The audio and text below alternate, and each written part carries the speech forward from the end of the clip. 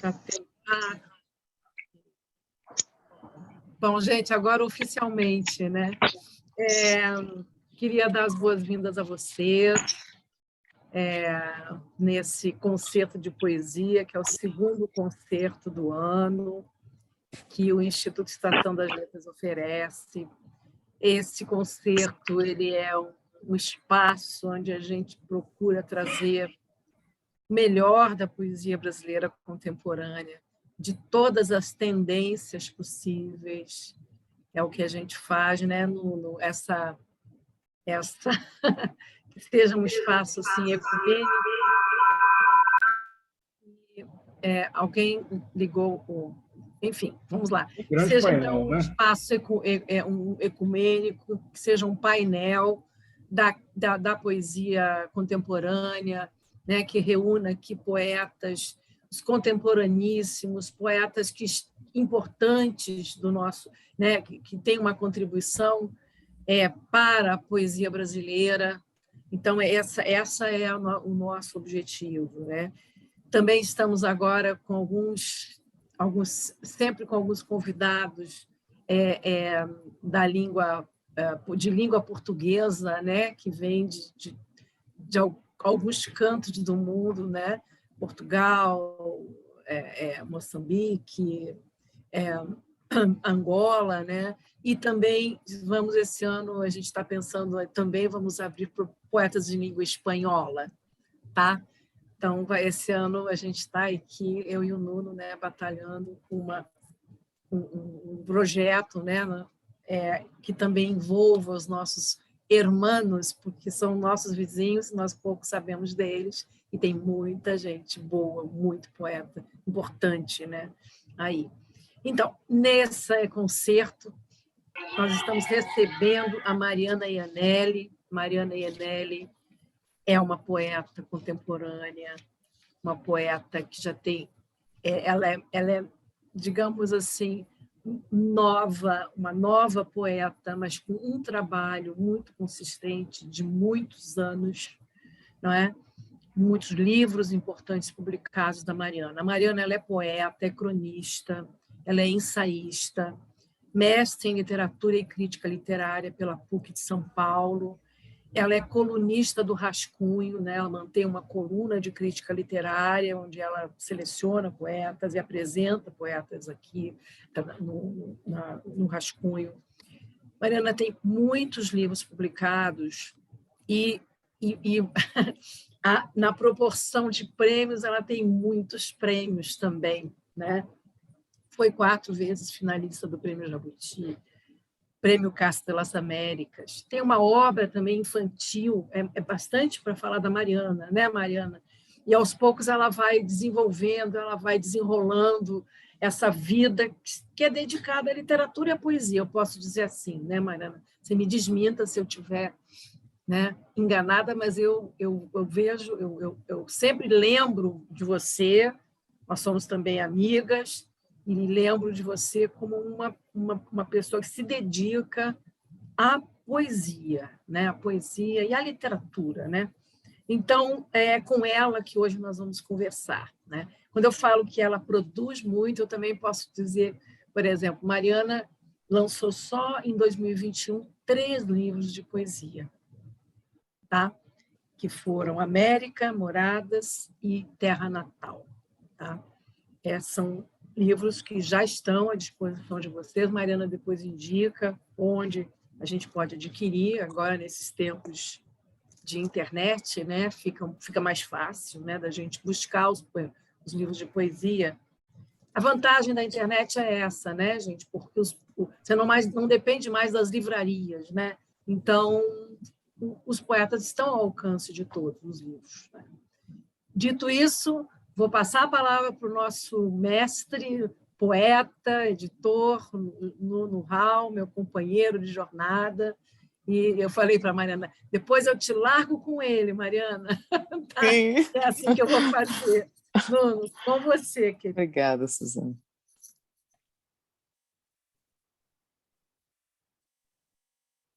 Tá fechado o microfone, viu?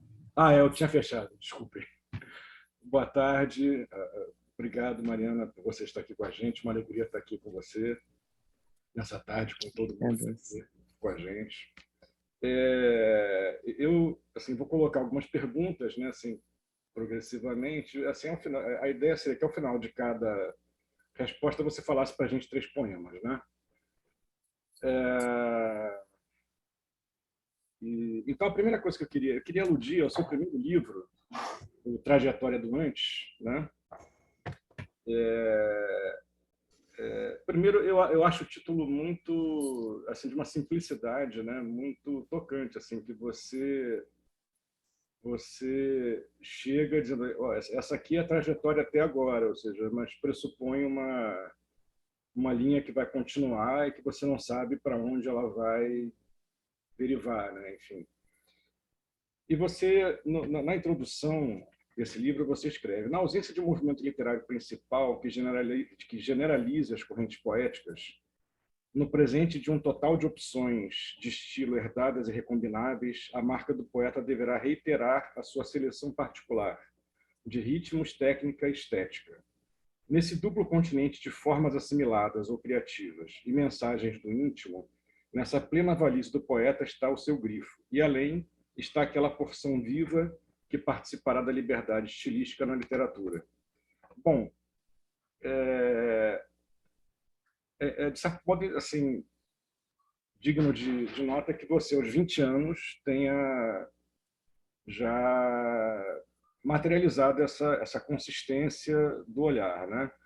Então, eu queria saber, a partir queria perguntar a você, a partir desse pequeno parágrafo, quais foram, assim, os poetas e as poetas que formaram você? Como é que foi essa sua aproximação da poesia e como é que você construiu essa voz dessa trajetória do antes aqui? Nuno, obrigada por tudo isso que você disse, já me levou embora no tempo, assim, uns, daqui para 20 anos, né? Quero agradecer, antes de mais nada, o Instituto Estação das Letras, a Suzana Vargas pelo convite, a você e a quem quer que esteja aqui nos ouvindo, porque acho que a live tem um pouco isso, né? Recupera um pouco essa intimidade, você está falando para não sei quantas pessoas, que pessoas, mas uma a uma, né? Eu acho isso de uma certa intimidade possível, né? Através da tecnologia, enfim. Estamos cada um em suas respectivas casas, né? E deixa eu só te contar, Nuno, que como eu mudei recentemente de casa, o passado me ficou muito à mão, né? Porque eu tive que desencaixotar minha biblioteca, reordená-la, né? E tocar de novo aqueles livros que me acompanham há muito tempo, né? Há pelo menos 20 anos, né? Se contar que eu comecei a minha biblioteca a partir do momento em que eu começo a escrever também, quer dizer, livros que eu comecei a ler ali na biblioteca do quarto da minha mãe, nessa questão da intimidade, que eu entrava lá e me sentia até um pouco constrangida, porque aquilo era tão íntimo. Ia lá, escolhia um livro da biblioteca da minha mãe, e aí eu encontrei, inclusive foi tema de uma crônica, eu escrevi ontem, um livro da Emily Dickinson, que é da minha mãe. Aliás, se ela estiver vendo essa live, ela vai solicitar esse livro de volta, mas eu não roubei todos os livros dela, mas alguns sim, e esse então me acompanha há muito tempo. É um dos livros assim fundadores dessa biblioteca, que é uma biblioteca relativamente modesta, assim, aos olhos de um intelectual, tem lá os seus 6.000, 7.000 livros, é uma biblioteca modesta, né? Se você pensar, o Alberto Manga, eu acabei de ler o livro dele, Encaixotando Minha Biblioteca, ele tem 35.000 volumes, né? Então, quer dizer, mas são livros lidos, né? São livros trazidos um a um para cá, com sua razão de ser, né? Com fascínio, com enamoramento, curiosidade, temor, às vezes, né? Mas por que eu estou dizendo tudo isso? Os primeiros livros que eu li, ainda na biblioteca da minha mãe, Mário de Andrade, sem dúvida, aquele livro da poesia completa do Mário de Andrade. Embora eu não pudesse encarar nessa época a meditação sobre o Tietê de maneira alguma, não estava pronta para aquilo. Imagine só, você leu essa introdução do Trajetória. Imagine uma moça com seus 20 anos recém-completos, com a pretensão natural do jovem de dizer uma coisa dessas, porque, claro, eu tinha uma vida de leitura que assim, que não corria ainda em bom compasso com a minha vida propriamente dita. Ou seja, é claro que a vida vivida vai iluminar os livros que a gente lê e tudo aquilo que a gente escreve, mas a gente não tem isso de antemão, não é mesmo? A gente tem essa vida que o Raduan chama de vida de empréstimo. Então, assim, são as histórias que eu ouvia da minha mãe, os livros que eu lia, tinha lá Cecília Meirelles, naquelas edições acho que é da Nova Fronteira, se eu não me engano, que é o Retrato Natural, Mar Absoluto, Flor de Poemas, e tem mais um. E aí tudo misturado também. Então tinha Baudelaire, tinha T.S. Eliot, tinha Emily Dickinson, era essa mistura de tempos, mistura de vozes, de sotaques de alma, vamos dizer assim, né? Toda essa mistura. Mas esses primeiros... O Drummond era uma edição da minha mãe da Rosa do Povo e uma edição do Amor Natural, eu me lembro também. E o Farewell também, a última edição do Farewell. Então, isso foi assim o começo. São esses primeiros livros que detonam esse pequeno povoado, né? Vamos dizer assim, né? Cada um guarda um povoado, e esse povoado também nos guarda, né? Porque é a nossa história, a história de onde eu li aquele livro, né? O sentido que ele fez para mim, o sentido que faz hoje também. Porque eu fiquei pensando outro dia, é uma mentira isso de você dizer que você solta os livros para o mundo, agora são do mundo. Eles voltam, a palavra volta para você, e a palavra te lê também. E você lá na frente, 20 anos depois, vai se ler. E o que aquilo vai te dizer? O que aquela voz vai te dizer? Que sentido outro ela vai te trazer? Então, isso é espantoso. Quando a Suzana falou para mim, escolha poemas para ler, aqueles poemas de quando eu tinha 20 anos. E hoje eles me falam de uma outra forma. Então, quer dizer, a palavra nos persegue, nós somos levados a responder por ela até o fim dos nossos dias. Então, quer dizer, é perigoso. Não é verdade? Temos. Né? Então, mas isso a gente vai percebendo assim, do meio do caminho para frente, né? Porque até então a gente faz e não se dá conta muito do que faz, por mais que seja um trabalho consciente, que o poeta já nasça um crítico, tenha a sua consciência crítica, a gente não dá conta do poema que escreve, sabe? Ele vai rir da gente 10 anos depois. Então, é bom a gente ter um pouco essa noção também, né? Porque a gente fica muito pegado ao agora, né? É como se houvesse uma contravoz que fala apesar da gente. Isso, é aquilo que você não consegue comunicar de outra maneira, né? No fundo é isso, né? O que é a poesia? Aquilo que você não poderia comunicar de outra maneira, assim, naquela inteireza, vai dizer assim, porque você pode explicar um poema, pode tocar a matéria de uma outra forma, mas o que o poema diz e da maneira como diz, né? Não há. E eu me lembrei também que no segundo livro que eu lancei, foi em 2001, o José Mindlin falou na orelha, ele falou na orelha assim: esta moça não pode ter vivido na pele as angústias que os poemas contêm. E isso é maravilhoso, porque é uma verdade mesmo, né? Você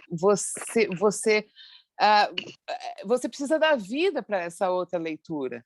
Inevitavelmente que não vai existir isso nesse momento. Isso é muito verdadeiro. Como também é verdadeiro que você não dá conta do seu poema, seja em que idade for, sabe? Por mais experiência de vida que você tenha, ele sempre vai te surpreender de alguma maneira, sob algum aspecto, alguma leitura que vão te trazer, porque também tem isso. O seu poema ele é vários, né? Depende de quem o lê, da maneira como lê. Você mesmo tem uma leitura, mas não é a leitura daquele que você penetrou com suas palavras, porque tem isso também de o poema ser essa penetração, né? De um sentimento, uma maneira de ver, até um mundo próprio, né? Sabe, Nuna, não estou te vendo. Estou aqui. Tá aí, achei agora, achei. Enfim, eu estou aqui pensando, mas para a leitura dos poemas, eu tomei como roteiro essa antologia que é de 2019, quando eu completei 20 anos, eu lancei essa antologia que reúne poemas dos 8 livros anteriores, e aí a partir desse livro, que eu fiz uma escolha de alguns poemas. Eu podia ler, talvez, um poema do Trajetória, que para essa antologia eu selecionei poucos poemas desse primeiro livro, né? Esse aqui.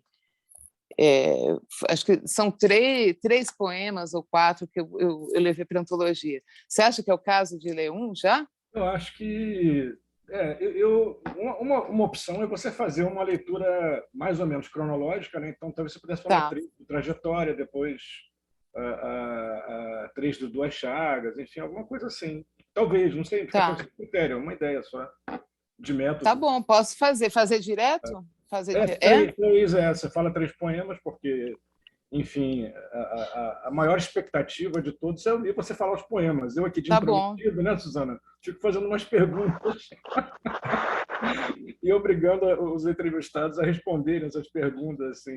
Mas acho que Mas são coisas curiosas, assim, são oportunidades de deixar um pouco da poética da pessoa registrada, assim, dos porquês, né? Então tem essa. Mas, Nuno, só para complementar, né? Porque você leu um trecho daquela introdução do Trajetória, mas termina citando também primeiro Mário de Andrade, aquele Mário Mário, de isso, Andrade né? que estreou na poesia com Há uma gota de sangue em cada poema, Ah, e ele fala que para a publicação daquele livro ele se sentiu mais nu que ao nascer, né? Então, quer dizer, é de uma vulnerabilidade, porque é de uma exposição total, né? Então, por mais que o adolescente ele seja aquele intrépido, ele é de uma vulnerabilidade, no fundo, absoluta, né?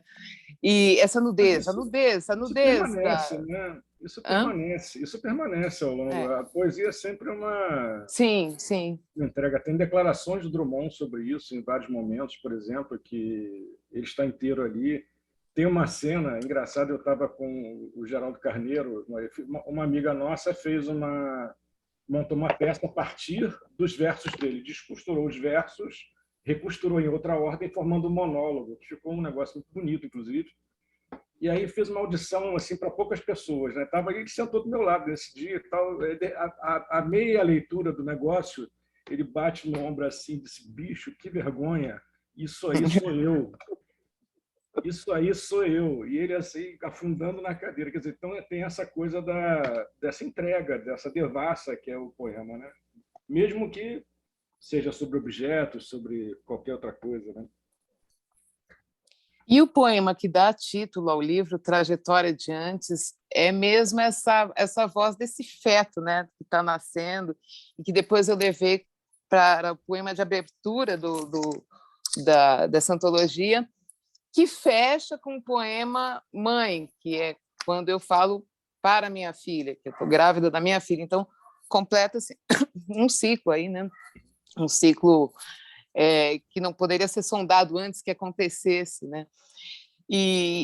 Eu vou ler então esse poema que dá título ao livro, que se chama Trajetória de Antes. Girando na bolha de sal, eu falo contigo e te recebo no tempo primário em que me ensinas o amor. Um passo em falso me derruba e eu dissipo, mas tu és boa e me trazes devagar como quem segura um mundo. Tua explosão irrompe tingida de fogo e dói-te tão fundo que eu estremeço, e um amor de meses vaza todo, extravasa.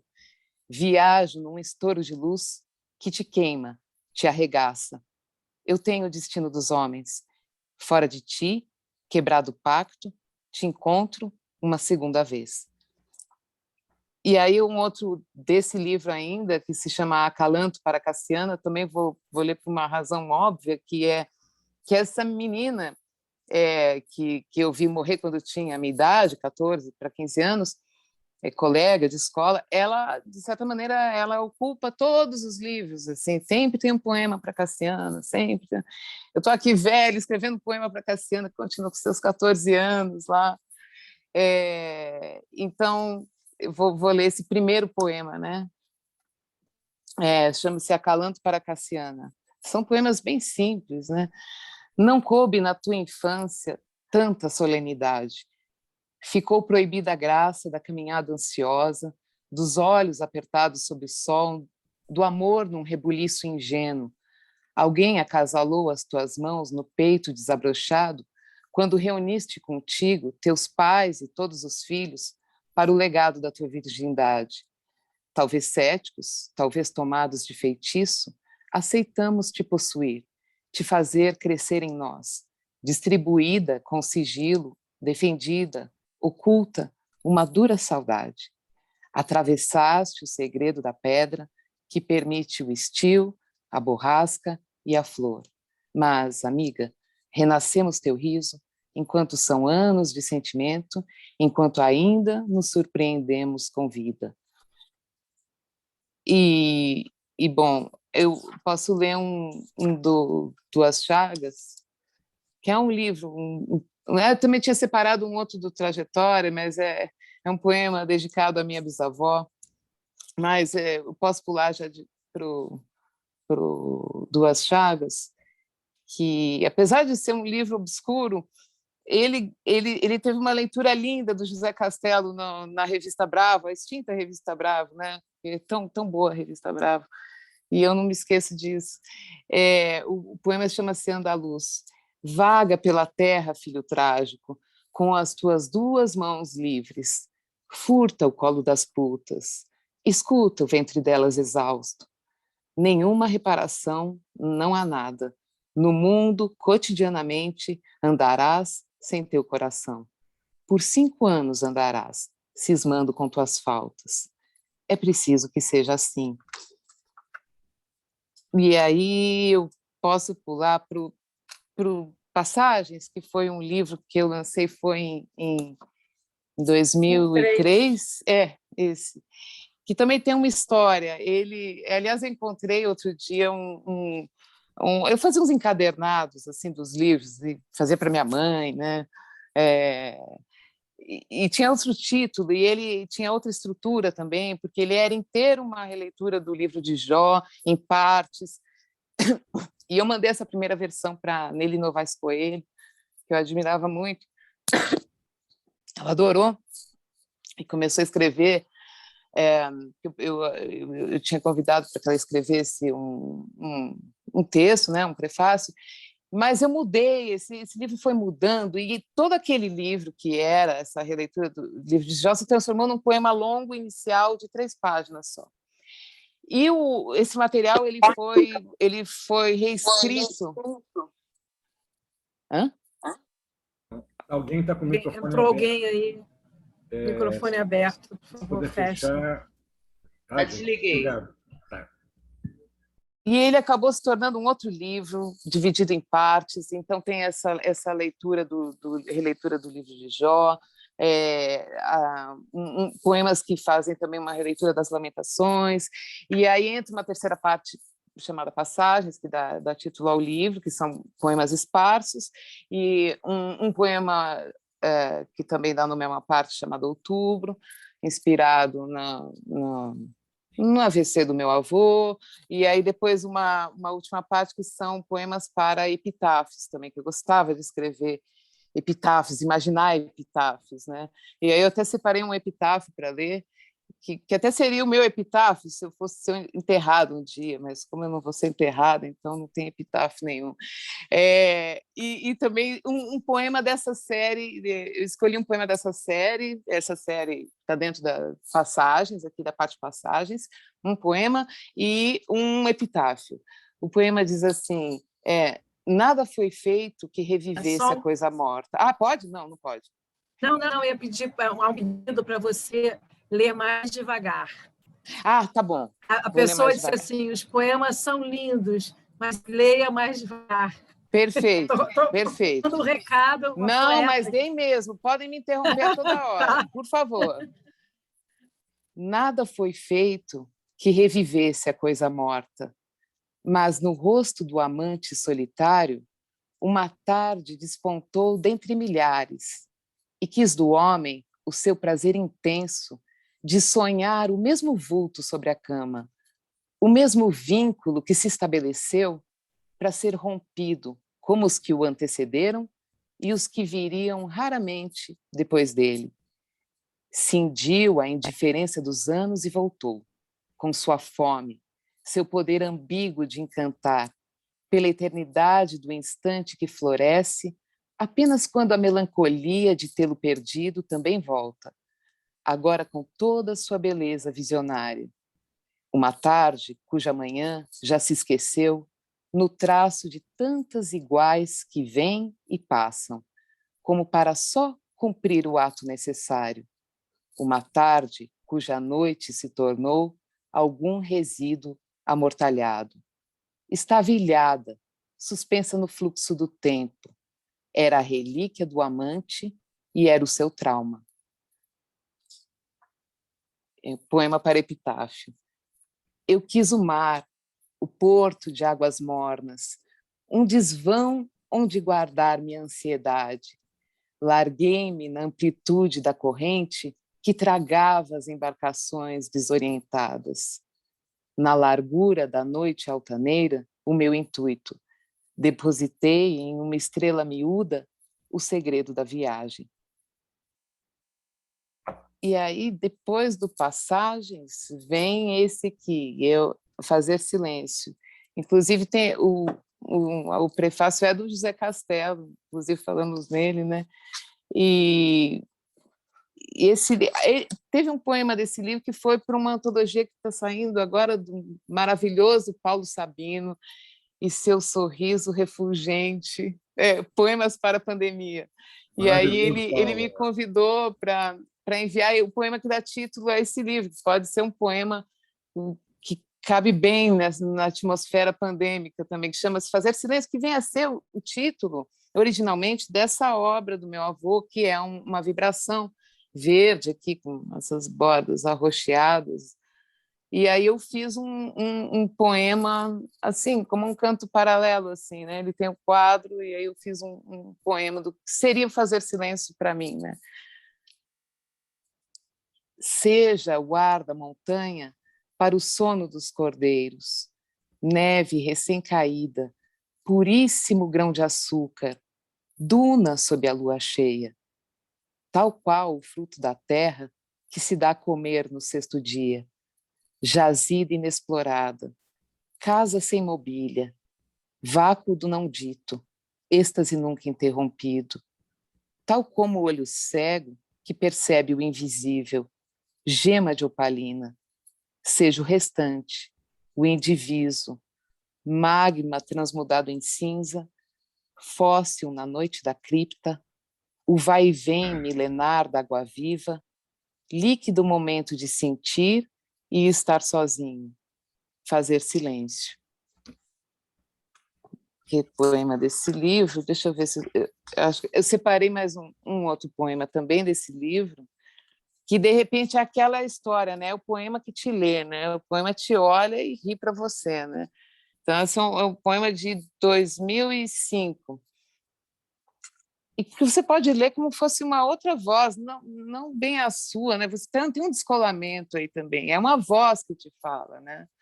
É um pouco, você tem memória dela, mas ela ainda tem o poder de se surpreender, né? Ironicamente.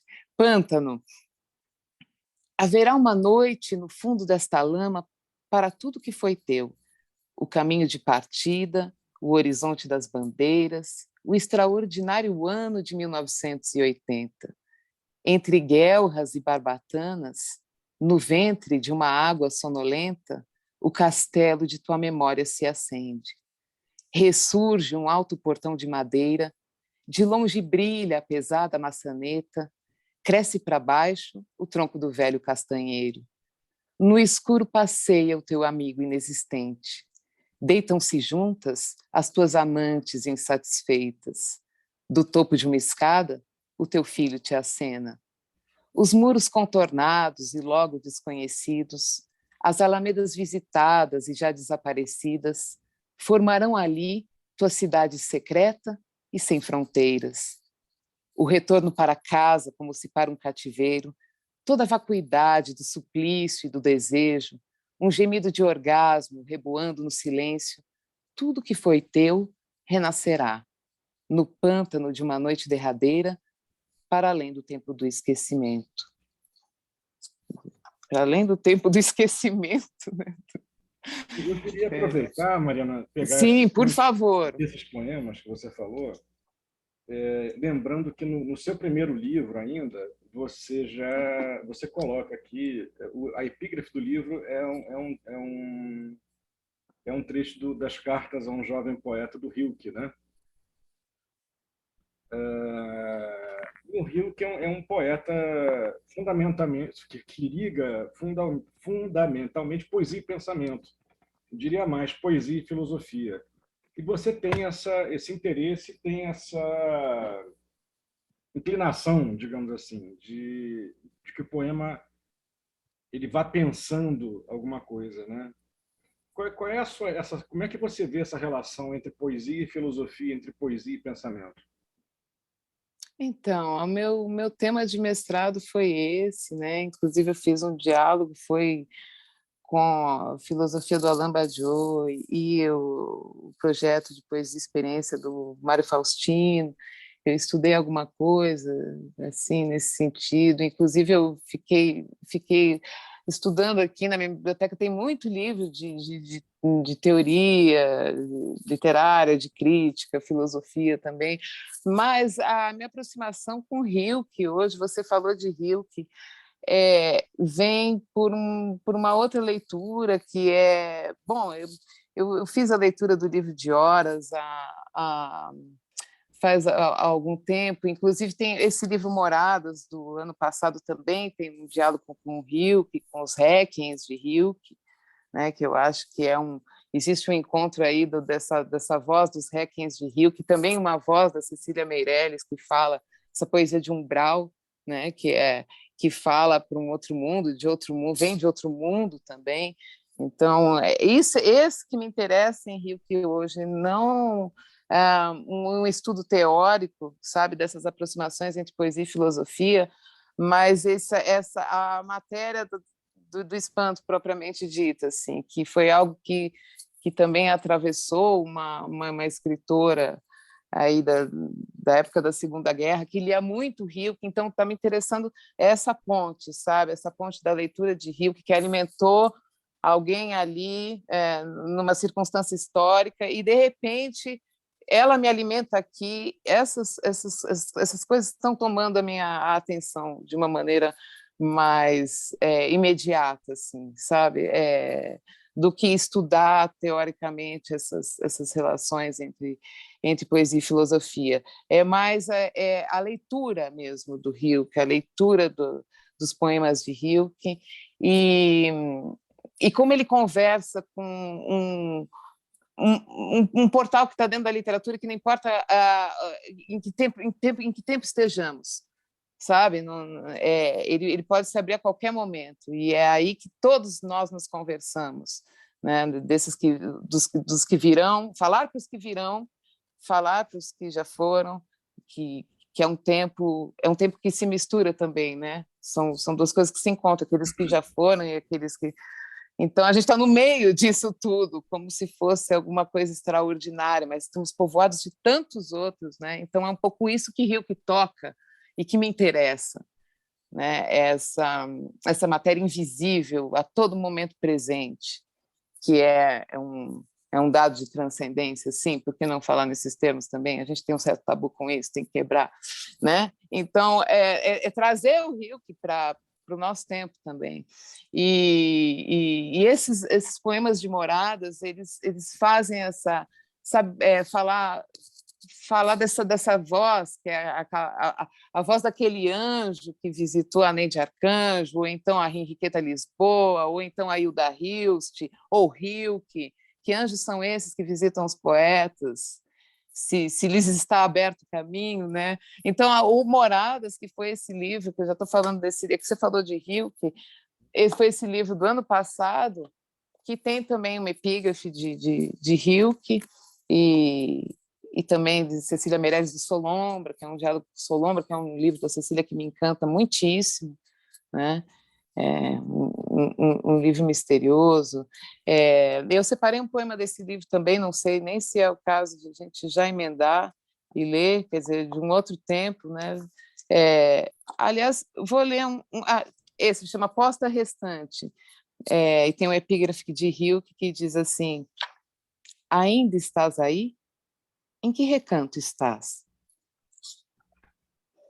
Tornaremos a nos conhecer diferente de quem fomos, mas qual viagem não nos muda? Esqueçamos os códigos criados para escoteiros do outro mundo. Esqueçamos a tristeza humana, se já éramos como estranhos, se o amor se nos antecipou na morte, tornaremos a nos conhecer como corações de novo livres para um encontro às escuras. Será outro começo para o tato, será uma nova intimidade nossa, um presépio advindo de despojos, será, afinal, o descanso da prosa, o riso debulhado de um corpo, um canto em ondas, uma fragrância. Estaremos na cidade das nossas sombras, com lampiões molhando em calma a pedra da ponte entre as ruas, e as lidas e as lutas da pequena vida não serão mais moinhos nossos. Nosso trabalho de ser girará nos arbustos doces de morangos, na fabulosa proximidade da lua, em caminhos de água e superfícies onde ainda agora se projeta a nossa dança. Quisera te dizer que nada vibra, que nada continua ao fechar-se o livro. Diria até que histórias terminadas são histórias finalmente redimidas, se por algum atalho te apazigua, isso de um dia rebentarmos em nada, e toda dor de beleza ou de crueza perder seu eco entre estrelas goradas.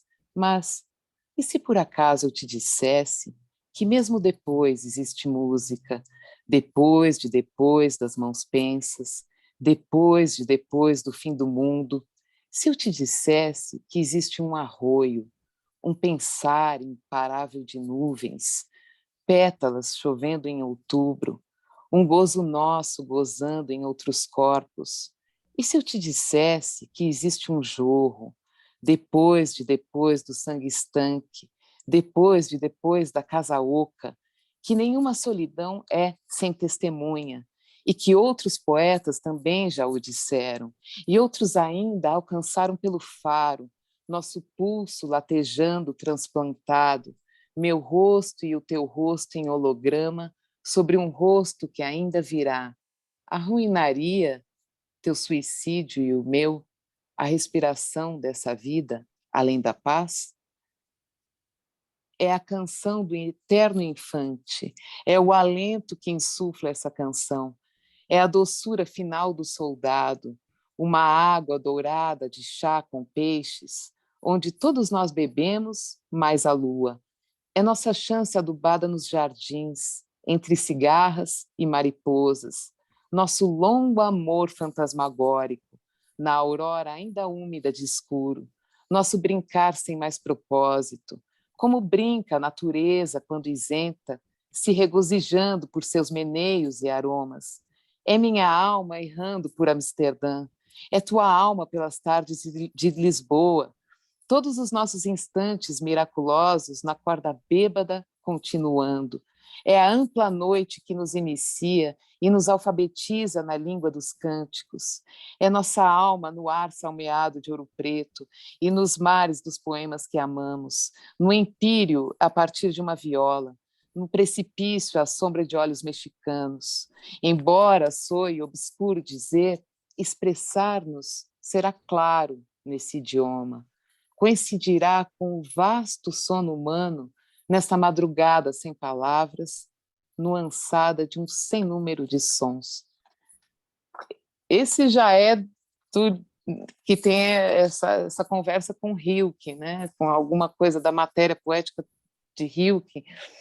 E aí, não sei se eu volto para do Fazer Silêncio. Depois do Fazer Silêncio veio Almada, né? Esse aqui de 2007. Que são poemas mais longos, que depois... Você tem também...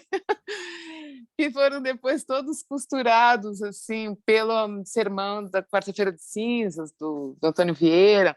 Então, eu não vou ler nenhum poema longo desses, eu vou ler apenas um que faz parte de uma série erótica que está dentro do Almada, que eu separei aqui para ler.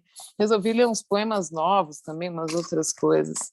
Diz assim, o título é do Cordeiro, o título está em latim, mas vamos... Antes que tenhas partido, já te espero. No cheiro do carvalho e das cerejas, sei por onde vais e com que sede. Só o inverno promete o teu regresso. Orionte no céu da noite, quando chegas. Faço-te um palco natural e ali me deito. Eu e meu espaldar de penitente. A lei que me constrange me deleita. Por isso a farpa, a mordaça, o mandamento. Que sejas brutal e não te detenhas. Vê no colo dourado da montanha a coroa de rama, a cor do leite. Vê como se inflama tua cria adolescente, assim entregue, rendida, uma oferenda. Meu horror diante do teu olho arqueiro, que me toca, me atravessa e me desventra. Meu gozo, porque te tenho, se me tens. Bom, aí depois do Almádena vem esse aqui, Treva Alvorada. Esse foi de 2010. Essa capa está um pouco rosada. Ah, você tem a capa. Essa capa é a verdadeira. Essa aqui é de uma reedição que ficou rosada. Ela é para ser branca, mas tudo bem. É um livro que traz um pouco das reverberações assim, da dor da passagem do meu avô. Eu falo dor não pela passagem em si, mas pelo processo até que ele foi doloroso. Então são poemas em partes, também tem uma parte só inspirada em mitos, aí tem uma parte inspirada na figura do soldado, e uma outra também sobre a casa, porque a casa, de certa maneira, ela está sempre presente, né? Desde o primeiro livro até esse mais recente, mas são modos de habitar a casa, eu acho que isso que muda também. Esse Terra Natal é um livro todo sobre a casa, do estar em casa, conversar com a casa, descobrir a casa, quem se é dentro de casa, né? Tem um poema que diz assim, de ser o fantasma da casa. O poeta é um pouco o fantasma de sua casa, né? Ele está ali invisivelmente, né? Sentindo aquelas o que talvez pode ser inaparente para as outras pessoas. E eu acho que também é dentro dessa solidão extraordinária com que a gente escreve, que a gente pode chegar ao outro também, tocar o outro em alguma coisa muito íntima dele, com a qual ele mesmo só se comunica em momentos raros também, né? Como parece ser o momento da poesia, né? Embora ela possa estar em gestação a toda hora, né? Agora, desse livro do Treva, deixa eu ver o que eu separei. Foi... Eu posso fazer um pedido dele? Claro, não, por favor, Suzana. Página 51, quando você puder. Não quero te desconcentrar. Do Treva? Treva, enquanto ela sim. procura, é importante, quando ela fala meu avô, gente, é importante falar que ela é neta do Arcângelo Iannelli. Que fez as capas de todos os livros que eu estou mostrando. Inclusive, eu só consegui reunir esses... Depois eu quero que você fale sobre alguma influência estética. Bom, eu só consegui reunir esses livros justamente por causa da mudança. Eu encontrei todos eles dentro de uma caixa, então, por isso eu aproveito para mostrar as capas. As capas são praticamente todas dele, a não ser do Almádena, né? Que é do Rubens, meu tio, também pintor, tem uns desenhos dele aqui. E uma curiosidade é que esses 3 primeiros livros são as obras que estão nas capas, são pastéis que meu avô fez especialmente para os livros. Aí depois entrou esse quadro, Fazer Silêncio, Treva Alvorada. Bom, aí, do Treva Alvorada, página 51, Suzana, Retorno. E quando apenas um deles restar, de quantos voltaram dos campos de trabalho, será o último alambrado retesado na memória. Como se de novo pairasse no mundo a solidão do primeiro homem. Mas nunca há, né? Nunca há o último campo de trabalho. Há esses sobreviventes que estão acabando mesmo, né, dos campos de concentração, mas nunca há o último campo de trabalho, nunca há, né? Nunca haverá o último homem. E também eu separei do Treva esse que se chama Pacto. Que assim, o encontro do poema com quem você nem sabe, né? Porque é isso também. É raro de a gente saber a quem chega. E assim, não há quantas pessoas, não é isso. É o alcance para cada um, dentro de cada um, né? Também isso. O Pacto, que é do Treva também. De madrugada se misturam como os cães da montanha quando uivam. Escondidas covardias se misturam. Noite após noite eles vêm. Esse foi o prometido. Dividir o pão do dia, a cara magra, olhos que já não acreditam. Como cães, lambem o talho mal curado das velhas antipatias e um leva o outro no passo aleijado por um tiro. Esplêndidos eles vêm, dementes de frio, não pesando a vontade, nem contando os motivos. E ali, misturados na noite, no fosso da noite, dão de existir. E também um do Treva que chama-se Variações para a Morte, número 2, porque tem a Hilda Hilst, eu conheci a Hilda e foi a poesia da Hilda foi da Morte às Mínimas. E há muito esse exercício também de poemas para a morte, né? Os poemas da Flor da Morte, da Henriqueta Lisboa também. E a morte sempre foi algo que me tocou desde o primeiro livro e vai me tocar para o resto dos meus dias. E eu fazia poemas, variações para a morte 1, 2, e tem essa acho que eu fiz em 2 livros, tem essas variações, né? Eu vou ler essa, do Treva. Isto que se quer fora de casa, asa pestilenta, gosto acérrimo, no fogo da controvérsia, edifica o indiscutível e reconduz a uma só pedra muros, troféus, arrependimentos. Existe aquele que nem sabe lhe ter medo, tão perfeito lírio, inerte no meio do campo, uma criança a menos para o alvo de escopetas. Talvez de nós se compadeça, talvez conosco se deleite, ao permitir mais uma obra, mais um progresso da ciência. E ela espreita e ela se mete pelas frinchas, pelas guelras, desafina o instrumento bem no auge de uma récita. Por dentro amadurece o nada, seiva quem enrijece o fraco e ao viçoso empalidece. Em torno evola o seu aroma, fumo de pétala e cólera, alquímica metamorfose de um homem em um poema, o sumo do pavor e do prazer. E aí, deixa eu ver. E tem mais 2, mas não sei se é o caso também do Treva, porque acho que foi o livro do qual mais selecionei poemas para antologia, aí eu acabei escolhendo mais 2, mas nem sei se é o caso. São também do Treva, era uma época que eu lembro que eu lia bastante Eugênio Montalho, e eu acho tinha alguma coisa da atmosfera do Eugênio Montalho em alguns poemas, mas posso estar completamente enganado. Posso ler mais 2 desse livro, claro, então? Por favor. Então, um se chama Vigília. Esta noite, nem o gozo do pensamento te entretém. Teu sentimento é todo um espanto seco. como se te mirassem os olhos da inocência e desta vez não te acudisse o desprezo.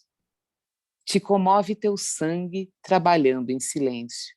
Resvalar te comove, pode ser teu ato extremo. Nada se põe entre esta noite e a perfeição da tua órbita no tempo. Só tuas mãos ainda servem de instrumento. E elas se deitam.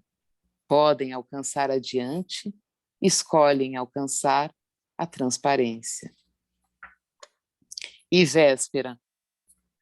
Há sinais que os teus olhos não veem, mas neles já se espelha um rio desde a outra margem. Uma náusea das manhãs, de outras manhãs começa a distanciar-se, e o que te parecia imenso se acantona num espaço mal sonhado da memória. Voragem, o teu nome se descobre feito de estranhas vogais, um nome que jamais conteve toda a tua história, e o que era eterno se ausenta, em tudo à espera de uma nova eternidade. Esse tremor que o teu bom senso não evita, não pode evitar a tempo, quando roça o teu braço, asa de corvo, um certo hábito, absolutamente livre, morto de significado.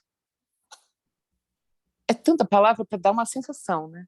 É uma sensação que você tem de momento, sabe? De uma compreensão das coisas. Então, às vezes, a gente põe palavra para chegar àquele momento não verbal do íntimo do outro, cujo rosto você nem conhece, mas que está sentindo a mesma coisa que você, né?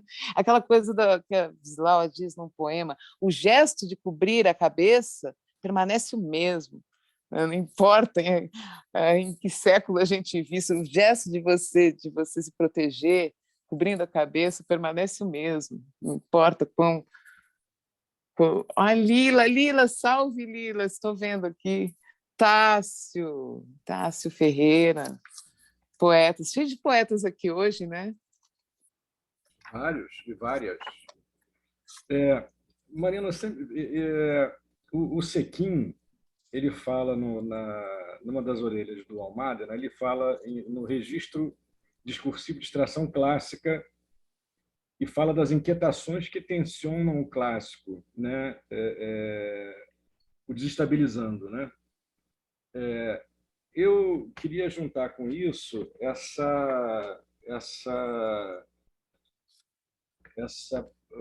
uma certa ideia de prosa que invade os seus poemas, né? Que atravessa os poemas assim. Como é? Alguém já falou em uma teor narrativo, né? Alguma coisa assim. Ou é uma impressão, né? É uma impressão. Esse discursivo da prosa, mas assim, que é poema, evidentemente. Mas como é que você vê esse imbricamento no seu poema da prosa com o poema? Porque é o que você falou do pensamento, sabe? É um pensamento que ele vem ritmado. Uhum. Então, tanto que às vezes você não sabe qual a palavra, mas o pensamento vai te levar, né? O ritmo acompanha, vem junto, né? O pensamento que vem ritmado em forma de imagem. Uhum. Então, assim, é uma coisa só, né? Então, você comunica pela imagem, porque a imagem ela diz, né? Né? Você não precisa colocar muitas palavras naquilo, aquela imagem já diz tanta coisa, né? Então, é a imagem dentro desse pensamento ou impressão de narratividade. Eu não sei se existe propriamente uma narrativa aí dentro, ou se é só um perfume disso, é uma impressão, é uma falsa impressão, uma miragem, né? Estou andando com essa palavra na cabeça. Miragem, né? Notas à margem da narração.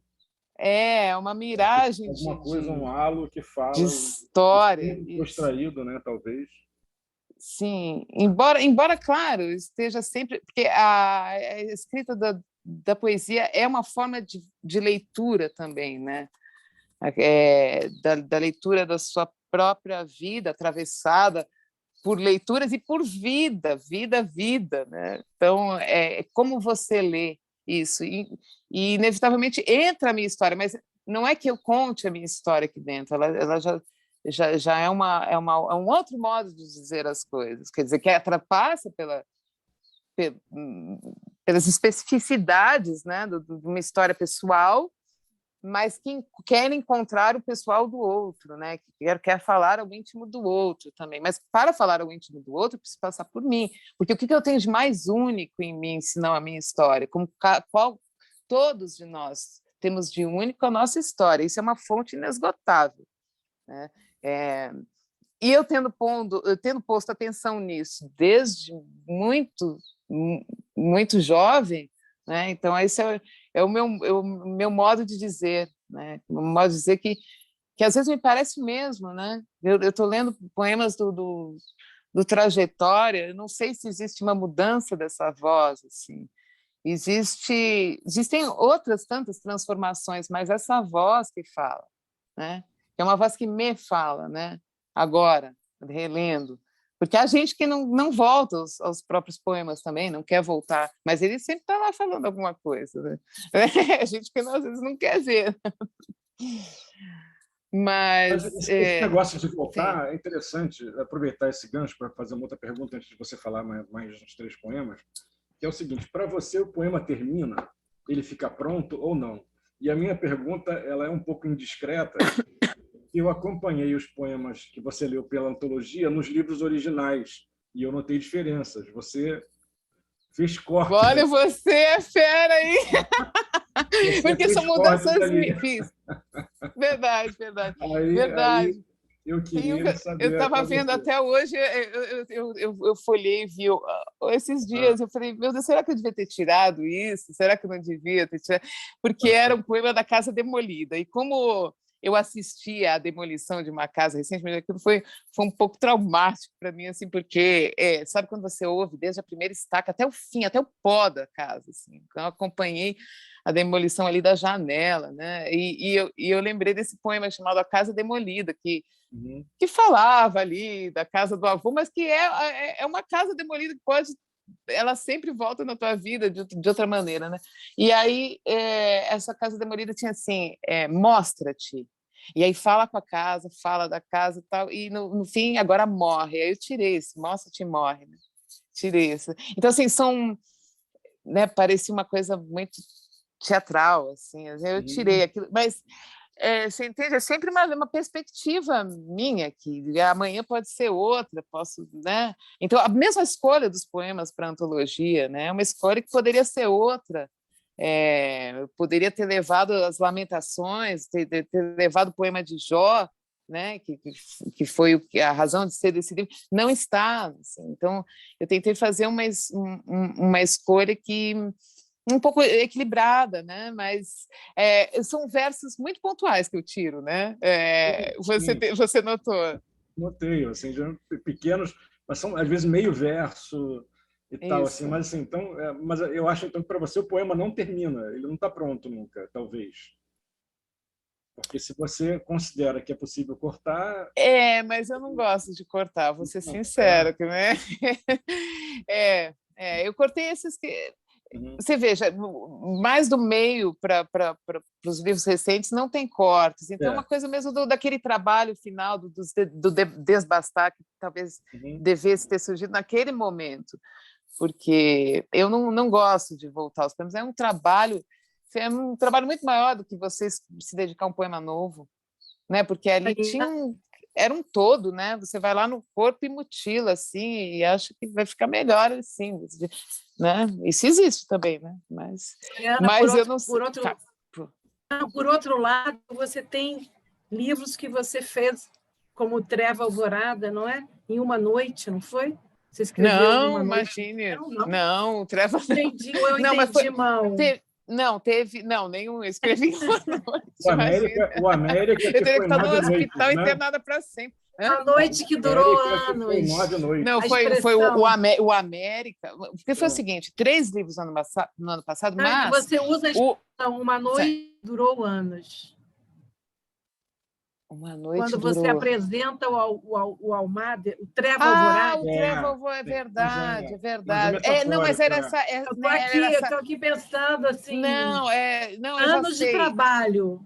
Anos de trabalho. E um texto aquela Treva Alvorada, aquela coisa só, mas que é uma treva que não se desfaz, né? Que era um pouco isso que eu estava vivendo ali, aquela via crucis, assim, aquela coisa, aquela dor estendida no tempo, assim, era essa noite, né? Eu referia a essa, mas já buscando uma alvorada, né? Porque depois do Treva veio o Amor e Depois, que está aqui, deixa eu ver se eu acho aqui, esse aqui, O Amor e Depois, que é um livro de 2012, né? Que tem, aí não é um livro dividido em partes, também muito da casa, mas uma casa também que está se desfazendo, mas já sem aquele peso, né? Sem o rito da despedida também, é mais aquela rarefação, né, do tempo, né, da vida. E ele também capa do meu avô, essa aqui. E eu separei algum poema para ler, talvez. Um poema que parece até um. Deixa eu ver se Patriarcas. Os Patriarcas, sim. Eu ia ler o Campo de Cassianas, mas vamos ler os Patriarcas, então. Bem devagar. Tá, bem devagar. Esse é um poema meio violento, né? Tem alguma coisa violenta. Assim. Sabe que eu tenho um poema só que é uma imprecação, é uma maldição. Está lá no Passagens. E eu acabei. Então, eu fiquei pensando, põe esse poema imprecação na antologia? Não ponho, né? Põe ou não ponho? Porque vai ficar reverberando esse ódio, né? É um ódio assim. Patriarcas, Mariana, parece que foi escrito em 2021, 2022. Então, pois é. Os Patriarcas, sim. Vou ler bem Mas devagar. O ódio é uma emoção muito importante. Sim, não, é importante, mas assim, é importante quando ele te ocupa por instantes. Uhum. Não quando a tua vida se planta no ódio, que aí aquilo te esgota, tua alma vai para o prédio. Mas eu digo assim, há instantes, né? Mas o poema, ele fica, né? Ele vai ficar reverberando aquilo e tal. Aí eu acabei incluindo, Nuno, Os Patriarcas, que acho que é do Amor e Depois. Nós, que enlouquecemos de orgulho, produzindo ferro e fazendo música, com que despeito vertemos nosso nojo, nosso uivo, nossa dor de criatura? E o que dizer do prazer subterrâneo de atravessar desertos, farejando sangue? Qualquer coisa que se mova e resplandeça, uma infância para extirpar do mundo. E quanto ainda pode valer nossa aliança com o demônio do sarcasmo, essa jura de um dia pousar sobre a nossa cara o hálito quente do destino, feito um lobo, uma cicatriz, feito um brasão de família, todos marcados, condecorados pelo crime. Tantos filhos, tanta fúria depois de termos gerado em nós os assassinos. Pois é. Né? Você vê que o tempo passa e as leituras também, né, vão se modificando, embora elas possam ser... Uma relação problemática até com a tradição, né? Assim, com a história, com a nossa história pessoal e até com a tradição, né? Porque tem esse lastro pesado que vem junto, né? Isso. E tem um outro que eu separei para ler, que está... Agora eu não sei, esse lírica, acho que ainda está no Amor e Depois. Que só também fazer uma pergunta antes. Fala, por favor. Do Álvaro, o Álvaro Miranda, ele deixou... Álvaro Miranda está saindo agora na Poesia Brasileira de fevereiro, já posso falar, poeta, né? da pesada, um poeta da pesada. Vamos lá. Mariana, tenho vários livros seus espalhados pelas prateleiras aqui da minha casa. Encontrei hoje à mão Duas Chagas, de 2001, livro lindo. Tem um poema do Eliot na abertura em que ele fala de como empregar as palavras, dentre outras coisas. E termina dizendo que há somente tentativas, o resto não é da nossa conta. Você poderia falar sobre isso? Vou até pegar. Você sabe que você falou do Rio que no Trajetória, e eu tinha até me esquecido. E agora o Álvaro falou do T.S. Eliot, que é um livro que tinha na casa da minha mãe também, né?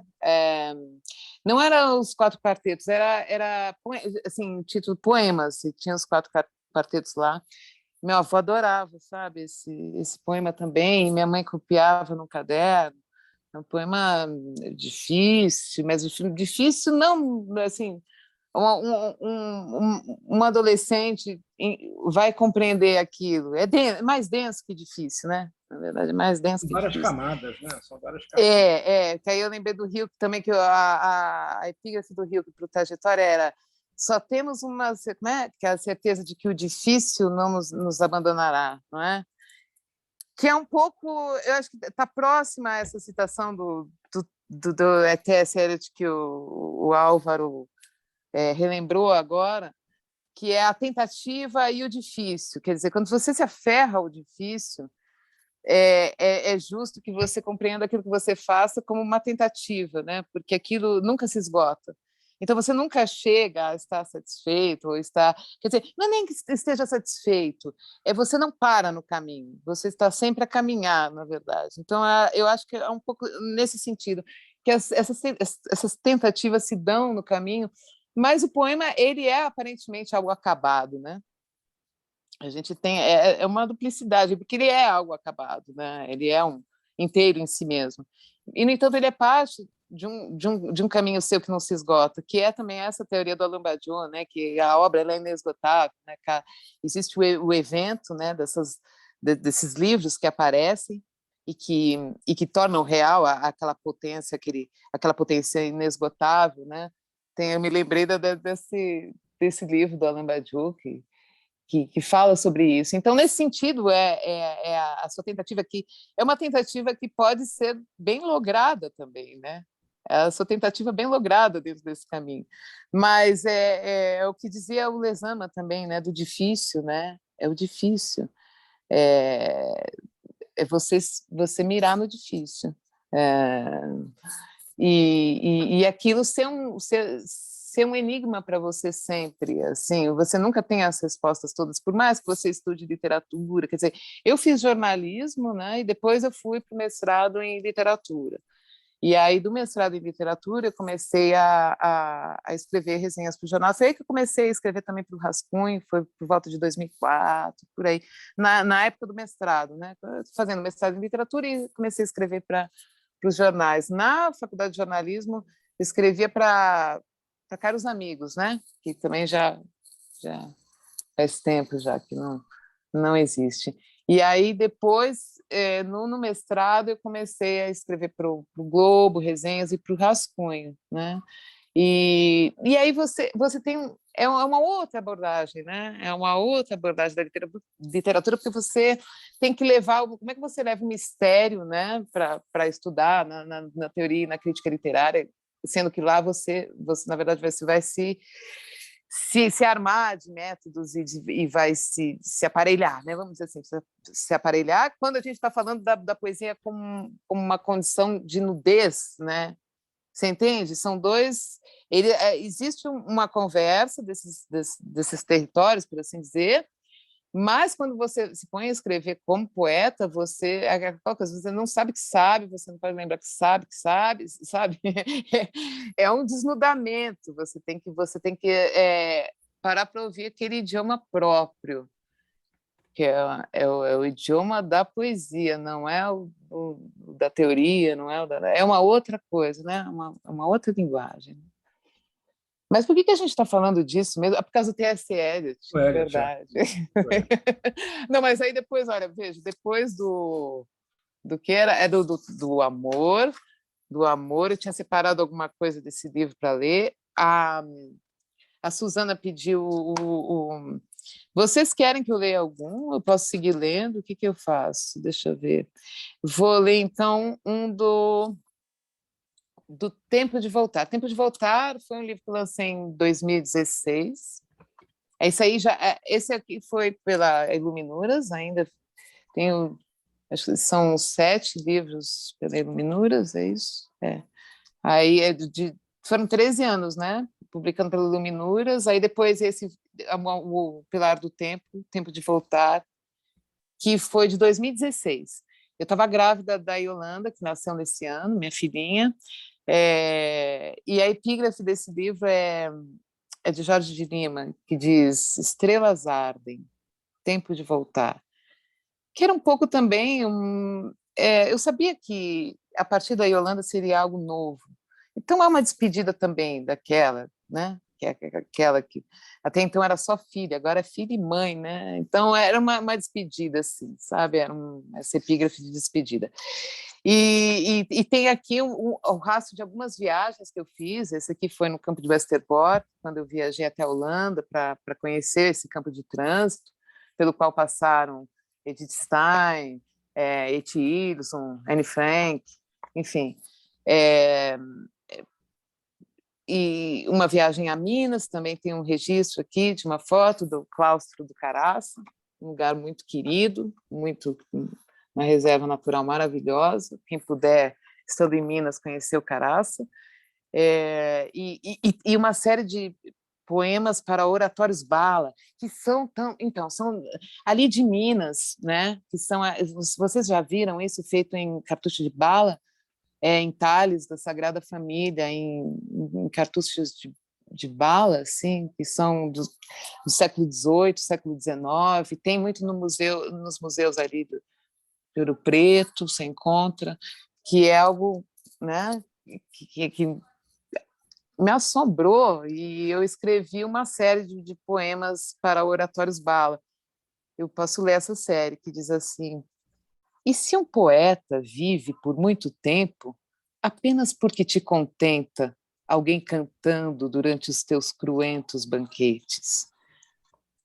Violento é o céu sobre um mundo sem divisas, todos os campos já visitados e sofridos, um corpo limpo de ódio, sem nojo, sem ironia. Olhai os lírios do campo, olhai os campos da sangria. As crianças feito pupas em embrulhos perolados, vogando por terra em suas mínimas jangadas, a eloquência das guerras em cúpulas bombardeadas, e mais raro pudor de secretos massacres. O ar fresco da noite no cais, a bicicleta sobre a ponte, os jogos mórbidos das fugas e dos esconderijos, o estupro, a fome, um recanto com tremoceiros roxos e a profetisa de Rembrandt, sempre curvada sobre um livro. Então, assim, às vezes as pessoas me pedem assim, manda um poema leve, um poema bonito, eu acho tudo tão pesado, às vezes, assim, sabe? E aí, depois do tempo de voltar, aí não, bom, aí veio a alegria. Eu estou falando e estou me desmentindo aqui, ao vivo, olha. Esse livro foi lançado em 2019, um caderno de alegrias e de saudações à minha filha, que chegou a este mundo. E ela pintou, ela pinta desde os 2 anos, mexe com as tintas e brinca, e tem umas garatujas dela que talvez muitos não entendam, mas para mim faz todo sentido. Estão aqui juntos desses poemas que eu até separei um para ler. É um livro assim num formato maior, uma coisa diferente mesmo, que foi o primeiro livro que eu lancei depois da chegada dela. E são 24 poemas, né? São os 2 anos dela, assim, esses 2 primeiros anos dela. Só um bem curtinho. Esse é o jardim das loucuras consentidas. Uma menina nua corre debaixo das nuvens. Ela grita no vento para ir com o vento, até as tulipas do Gabão cheias de chuva. Estamos na época das orações naturais. E eu, o que te dou? O que te posso dar que seja sem fim, como é sem fim o instante? O que te posso dar a ver que se recrie no teu céu de engenhosas nuvens? Cometas de Leparc, azuis de Miró, pássaros de Liuba, pelos teus olhos todos entram, cometas vivos, pássaros vivos, azuis que já são teus, da tua graça, da tua lavra. Então, é um falar com a minha filha enquanto ainda ela não havia desenvolvido, né, a linguagem, mas quer dizer, deixar para ela. Eu tenho deixado muitos poemas para ela em cartas para o futuro. Foi uma coisa que eu fiz também no Terra Natal. Eu escrevi para ela ler daqui a 10, 20 anos, né, o que passávamos nessa pandemia, que para ela foi um período não de estranheza, mas não de sofrimento. Quer dizer, nós brincamos muito dentro de casa, fizemos muitas coisas ali, então, quer dizer, dá para ela essa outra visão desse tempo lá para frente, num poema. Então, de modo que ela está muito presente também nesse livro aqui, né? Esse livro é um livro que eu lancei foi no começo do ano passado pela editora Cousa, do Espírito Santo, editora maravilhosa do Saulo, e eu separei um poema de pandemia, Os Amantes de Wuhan, que diz assim: até quando? É a pergunta que nubla uma cidade na clausura, desolada pelo terror de um ar irrespirável. O comércio foi suspenso, os abatedouros aquietaram-se, os que ainda se arriscam pelas ruas praticam a ciência dos fantasmas. À espera tem cachos de olhos nas janelas, mas na casa dos amantes, todos os olhos já se fecharam. Nunca foram tão obedientes às exortações das autoridades. Ocupados, feito monges, justificados pela peste, estão se percorrendo milimetricamente pelos poros. Por noites encadeadas, num único dia sem fim, eles estão se amando e não têm tempo a esperar que o tempo passe.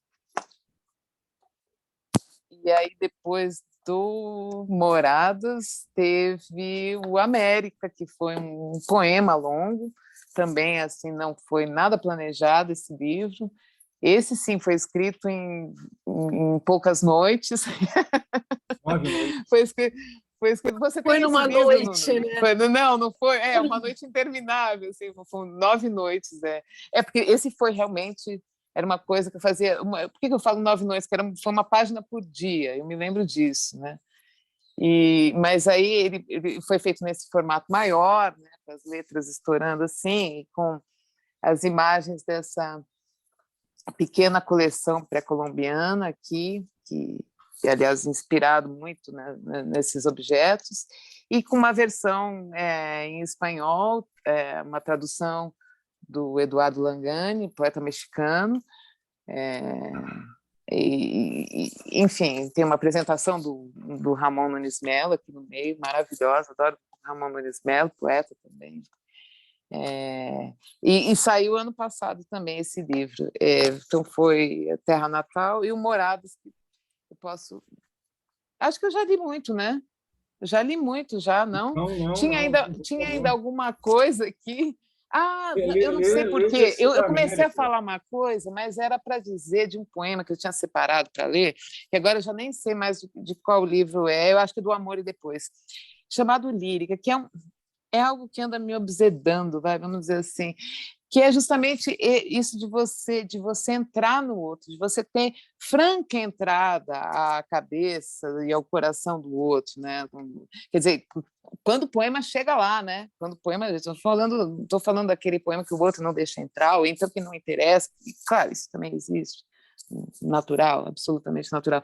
Mas quando chega aquele estado aquele minuto de possessão, vamos dizer assim, sabe, de você sentir que ali está sendo ofertado para você, né? Para você vivenciar aquele instante ali, seja numa imagem, seja alguma coisa que você recuperou da sua vida, quer dizer, você saiu daquele tempo comezinho e foi para algum outro lugar seu, né? A partir daquele poema. Então isso anda realmente, eu falei me obsedando, me obcecando, enfim, né? É alguma coisa que me persegue. E aí eu encontrei esse poema chamado Lírica, que é do Amor e Depois, que já estava lá. Nós acabamos voltando a essa mesma matéria, né, que sempre nos mereceu atenção, mas de maneiras diferentes, né? Então esse poema é Lírica.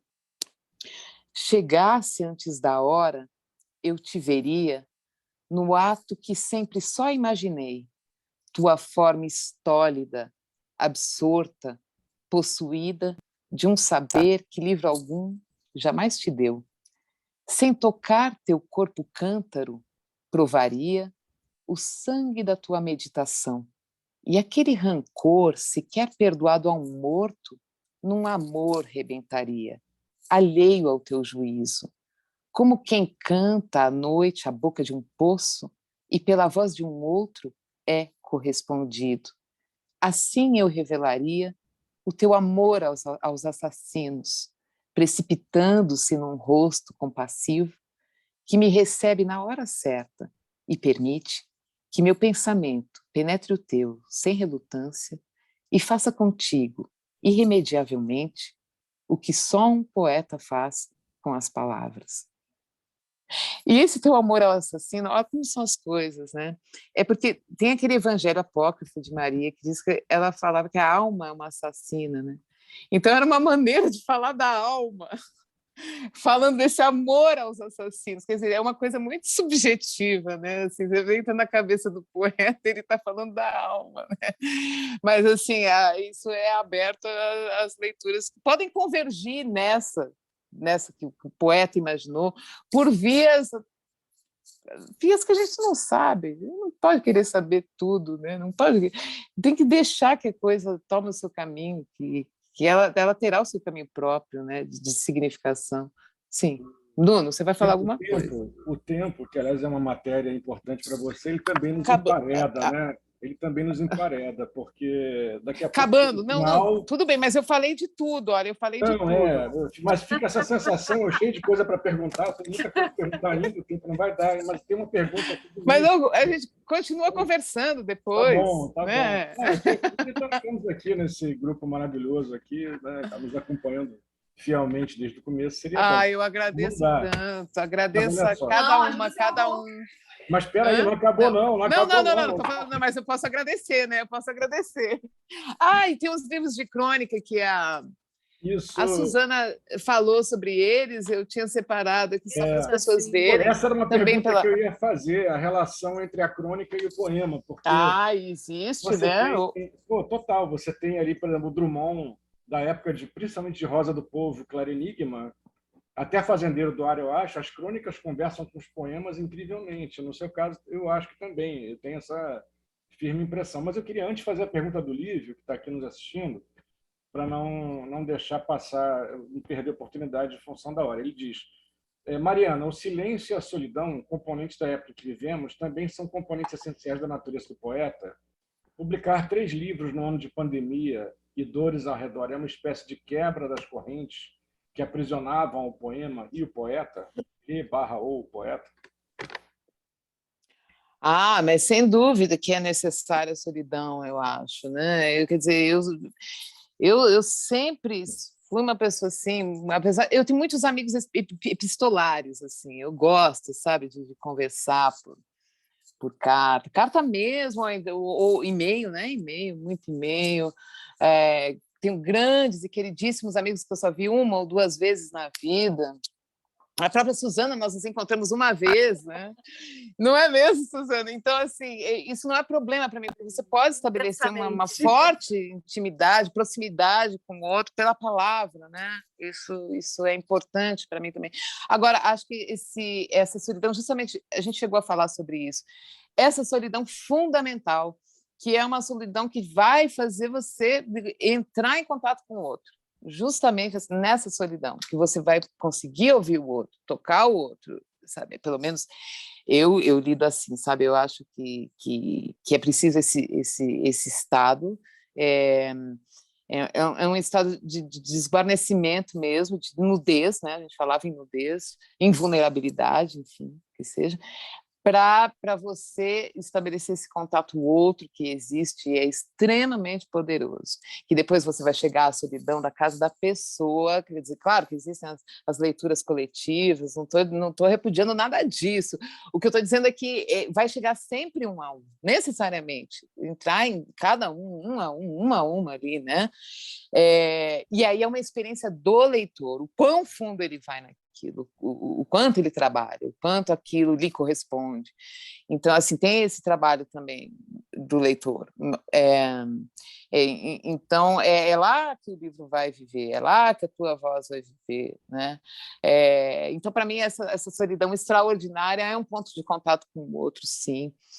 E faz parte desse trabalho criativo. Agora, o que aconteceu na pandemia para mim? Aconteceu que esse livro Insuspeito, esse livro, o América, que foi absolutamente não planejado, as circunstâncias da pandemia o precipitaram, o fizeram acontecer, sim. Isso foi uma coisa assim que eu não daria para repetir, eu não conseguiria escrever hoje em condições, não vou dizer normais, mas um pouco mais normais, de temperatura e de pressão, sabe?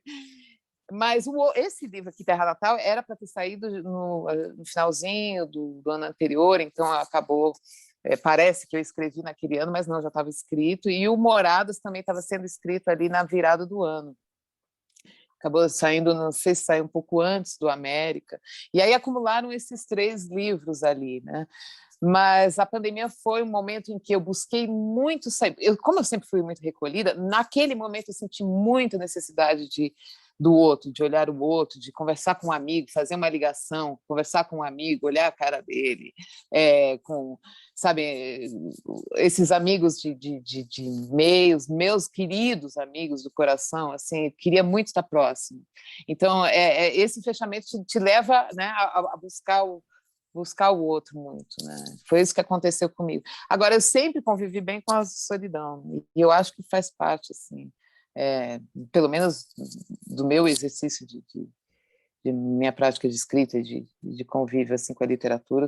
Tanto que eu me mudei para uma casa por isso, pelo silêncio, buscando silêncio, onde ainda existe silêncio nessa cidade, né? Porque é barulho de todos os lados, assim, você é flechado, você é invadido, né? E aí eu consegui achar uma coisa, um oásis aqui dentro de São Paulo, em que gatos saem pelos telhados, assim.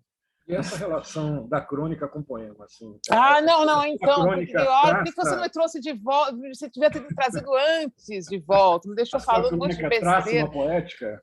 Não, então, sem dúvida. Essas crônicas elas começaram a ser escritas em 2010, eu lancei um primeiro livro, foi em 2013, esse livro aqui, Breves Anotações sobre um Tigre. Uhum. E depois desse livro vieram mais 2, esse Entre Imagens para Guardar, que são crônicas publicadas na revista digital Rubem, e também, mais recentemente, eu tenho escrito para o Rascunho, também ali dentro da equipe maravilhosa de cronistas dele, do Rascunho. E aí esse aqui foi do ano de 2020, esse Dia de Amar a Casa, que também conversa com a pandemia, embora tenha antecedido a pandemia, né? E sim, às vezes, inclusive, eu cheguei a comentar isso já, eu tenho um poema Filho Pródigo e uma crônica Filho Pródigo, né? Tem essa... Mas a própria crônica, às vezes, ela se assume como uma prosa poética, né? E isso tem sido feito, isso não sou eu que faço, isso aí existe dentro da crônica, né? Os nossos grandes cronistas, outro dia eu estava lendo Paulo Mendes Campos, poeta e cronista. Aliás, existe muito isso, né, dessa dupla, assim, o poeta que é cronista também, muito, né? Vinícius, né? E aí, inevitavelmente, a crônica ela acaba absorvendo e se tornando muitas vezes uma prosa poética. Às vezes, quando eu não abro parágrafo, é para fazer isso mesmo. Tem crônicas que vão assim.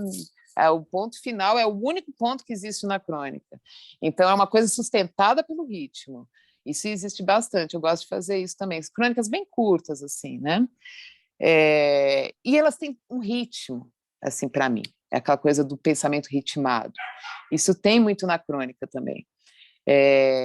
Então, eu acho que está sempre conversando, sim. Que é uma maneira de pensar. E como na crônica você está muito a nu, né? Porque você não cria bem uma personagem, né? Você um pouco, você tem que ir desarmado também, porque você tem que colocar a sua visão de mundo, as suas opiniões sobre assuntos que estão aí, né?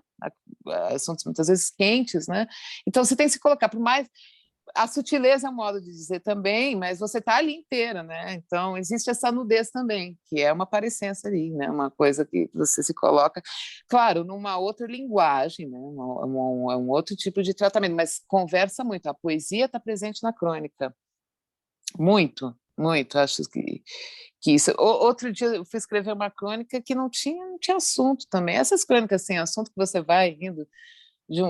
Na verdade, o que você trabalha aí é o encadeamento do pensamento quando corre solto, que é uma coisa tão normal. Quando você está conversando com alguém, você começa a falar, eu disse para você, o que eu estou falando? Por que a gente chegou aqui, né? Então, a crônica é um pouco isso também. Você sai e aquilo te surpreende. Mas nós temos você não... mestres na língua portuguesa sim. disso. Na crônica sem sim, acento. sim, Tipo, isso. Nelson Rodrigues, ele começa ali, né, deriva, só em derivas ele chega em alguma coisa, mas é uma deriva completa a crônica. Né? E é muito bom fazer isso, porque todo mundo tem esse poder, né? Depende de onde você vai corando ali o seu... O papo, né? É o papo, assim, né? que é a pegada da crônica. Né? Exatamente. Mariana, fala. Estamos chegando no final, infelizmente. Sempre eu fico aqui me contorcendo nessa hora, com vontade de continuar. Vamos. Tempo, né? Enfim, esse julgo do tempo. Então, eu pedi para você falar 3 poemas para a gente encerrar, e aí eu passo para 3 poemas, você diz, dos livros? Talvez você pudesse falar um do América. Que você não, o América é um poema só. Um trecho, talvez, para as pessoas conhecerem. Trecho? Será que dá? Não sei se não é um texto. Ou então, algum outro poema que eu tenha... eu tenho alguma coisa também. Eu li alguma coisa do Terra Natal, talvez alguma coisa do Terra Natal que eu não li. Acho que não. Ou será que eu li? Não? Então, Terra eu vou ler Natal você não leu, Mari? Não, então eu vou ler um do... eu li Os Amantes de Yuhan, mas eu vou ler outro, tá? Pode ser do Terra Natal? Pode. Vou ler 2, então, vai. Um bem curtinho e o outro maior. Um se chama Sobre a Mesa. Estação telepática, lua cheia aureolada, meia-lua morena, o som de um sino e um sabiá, os ventos vindos do mar, tanto a noite já me deu. O luxo dos sobreviventes, um café quente, um copo d'água, o choro indecoroso da gata, o louco que passa na vez do seu reinado, inseminando o sono do bairro com suas maldições. Também isso a noite me deu. Uma barca para o limbo, ouvidos de morcego, o amor já sem deslumbre, o bendito esquecimento, a arte da demora e não dizer mais o nome de Deus. Tudo isso a noite me deu. E aí, um bem curtinho que diz assim, ser esquecido, deserto rude ser esquecido, mas sabe a sal e tem um céu infinito. E deixa eu ver, eu até pensei em ler um inédito, mas acho que não é o caso, né? Sim, claro. Poxa, deixa eu ver, tem um livro inédito que talvez saia esse ano. Vamos ver. E um que vai sair mesmo pela Peirópolis, dentro da coleção Madrinha Lua, que é uma coleção lindíssima, que eu recomendo a todo mundo, que é uma coleção só de mulheres, todas sob o signo de Henriqueta Lisboa, pela editora Peirópolis, que é uma editora maravilhosa. Eu acho que, então, eu vou ler um poema inédito. Pode, então? Pode. Será ótimo. Tá. Eu fiz um vídeo com esse poema, depois eu tirei do ar, então eu falo agora aqui. Hoje eu sou um horizonte de jasmim com mar, e assim nem mais importa que não esteja em teus planos ir até o mar. Ele te alcança, mistura sal e néctar ao ar que te penetra, ele te veste por baixo da roupa, cinzela tua lembrança futura, murmura coisas ditadas pela lua, molha os teus sonhos. Quem chamará de abuso a um perfume de horizonte? Quem reclamará contenção a uma paisagem? Não, ela não tem pudores. Suas leis não são humanas. Não suscita desconfiança. Hoje te encontro na varanda. É isso. Eu agradeço muitíssimo. Maravilha. Uma tarde muito gostosa com vocês. E espero que tenha sido bom para vocês, se vocês tenham gostado também. Maravilha, Que Mariana. bom. Suzana, obrigadíssima. Nuno, todos que estão aqui. Muito Tem mais obrigada mesmo. concertos. Hã? Mais concertos. Todos os sentidos. Maravilha. Suzana, Obrigada. Tarde linda, Mariana, muito obrigado. Nuno, Suzana. Obrigada, Obrigado. que bom, que bom. Parabéns, foi muito bom. Que bom, obrigado. Que legal. Obrigada, Agradeço Mariana, muitíssimo. querida. Tchau. Nos tchau. vemos, continuamos essa prosa, hein? Continuamos, sim. Tá Eu bom. queria, antes de encerrar, então, né? Sim, Eu queria dar alguns avisos aqui do próprio Instituto, tá, gente? Anunciar o nosso próximo autor, o próximo concerto de poesia, que vai ser no dia 19 de fevereiro, porque o último sábado é carnaval, então a gente adiantou, né? E o nosso convidado é o Cláudio Rodrigues, poeta Cláudio Rodrigues. Também queria fazer uma breve, depois, se vocês se interessarem, dizer para vocês irem até o site, porque o Instituto está lançando as suas formações literárias. São 2 cursos longos de 10 meses, que fornecem algumas bases, um pouco de...